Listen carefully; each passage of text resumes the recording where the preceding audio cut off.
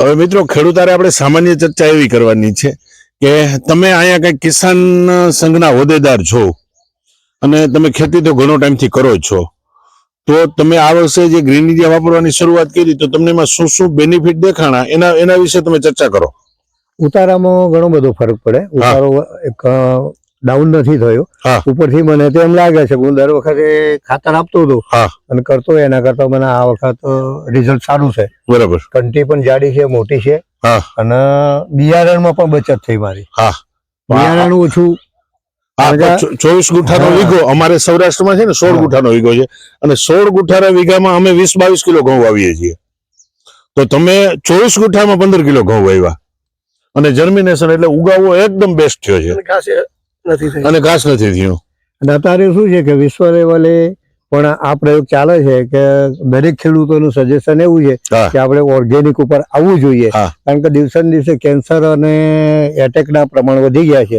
એટલે એમાંથી આપણે બચવું હોય તો એક ઓર્ગેનિક ખેતી જ છે માત્ર. તમને આપણા રાજ્યપાલ શ્રી પણ દરેક જગ્યાએ આચાર્ય દેવવ્રતજી નો ખૂબ પ્રયાસ છે કે બધા ખેડૂતો ઓર્ગેનિક કરે. પણ એક વાત હું તમને બીજી જણાવી દઉં કે મહત્વની વાત એ છે કે ઓર્ગેનિક કરવું છે બધાને, પણ ખેડૂતોને બધાને ડર છે કે કદાચ અમારો ઉતારો મતલબ કે અમારું પ્રોડક્શન ઉપજ કપાય ને એવો ડર છે.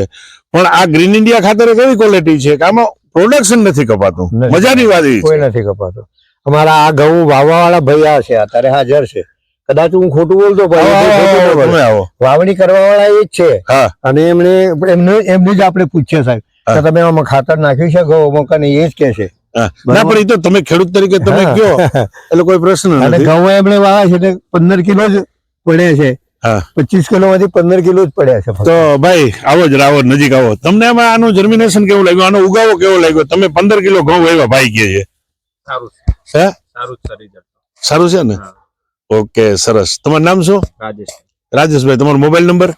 97 260 54 257. ઓકે.